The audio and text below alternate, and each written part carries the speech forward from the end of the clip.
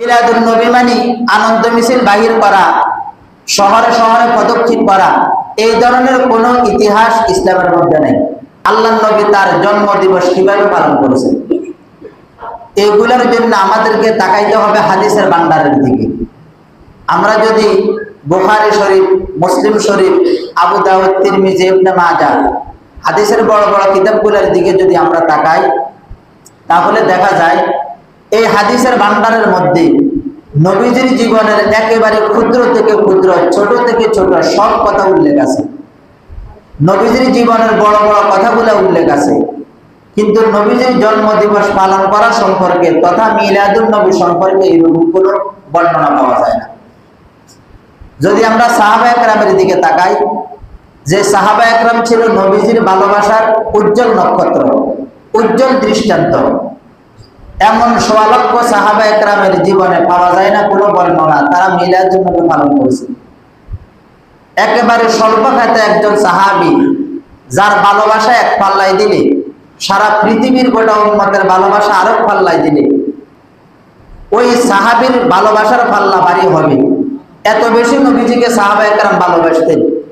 ওই এমন একজন সাহাবীর জীবনে পাওয়া যায় না নবীর জন্ম দিবস রবিউল আউয়াল মাসে নবী আলাইহিস সালাতু ওয়াস সালামের মিলাদুন নবী পালন করেছেন, এরকম কোনো বর্ণনা নাই। অথচ সাহাবা একরামের যুগ ছিল সোনালী যুগ। হাদিসের মধ্যে আছে আল্লাহর নবী বলেন, ক্বালান নবী সাল্লাল্লাহু আলাইহি ওয়াসাল্লাম খায়রুল উম্মতি করনি সুম্মাল্লাযীনা ইয়ালুনাহুম সুম্মাল্লাযীনা ইয়ালুনাহুম। আল্লাহর হাবিব বলেন, আমার জমানায় আমার যে উম্মত আছে সাহাবা একরাম, এরা হচ্ছে সবচেয়ে শ্রেষ্ঠ উম্মত।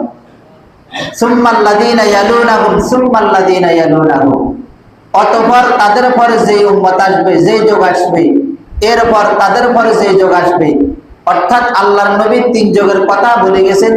এই তিন যুগকে সোনালী যুগ বলা হয়। এই তিন যুগের মানুষ হচ্ছে সবচেয়ে শ্রেষ্ঠ। এই তিন যুগের কোন ব্যক্তি সাহাবা একরাম, তাবেঈ, তবে তাবেঈ, এদের জমানায় কোন সময় এরা মিলাদুন নবী নামে কোনো উৎসব পালন করেনি। আমরা যদি এর পরবর্তীতে দেখি,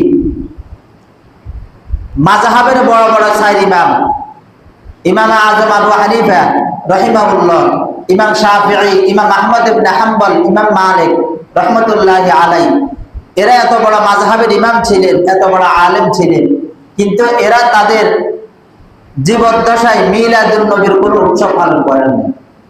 এবং এটা যে সওয়াবের কাজ বা এটা যে করণীয়, তারা তাদের কোনো কিতাবের মধ্যে মিলাদুন নবী সম্পর্কে কোনো বর্ণনা লিখে যান না। তার পরবর্তী যুগে যে সমস্ত বড় বড় ইমামরা আসছেন, ইমাম বুখারী, ইমাম তিরমিজি, ইমাম মুসলিম, ইমাম আবু দাউদ, ইমাম নাসাই, ইমাম ইবনে মাজাহ, এই সমস্ত বড় বড় হাদিসের কিতাব যে সমস্ত মনীষীরা লিখছেন, যে সমস্ত বড় বড় ব্যক্তিরা লিখছেন, তাদের জমানায় তারাও নবী আলাইহিস সালাতু ওয়াস সালামের মিলাদুন নবীর উৎসব পালন করেন। তার পরবর্তী 600 বছর পর্যন্ত মিলাদুন নবীর কোনো উৎসব পালন করার ইতিহাস বর্ণনা নাই। মিলাদুন নবী মানে আনন্দ মিছিল বাহির করা, শহরে শহরে পদক্ষেপ করা, এই ধরনের কোনো ইতিহাস ইসলামের মধ্যে নেই।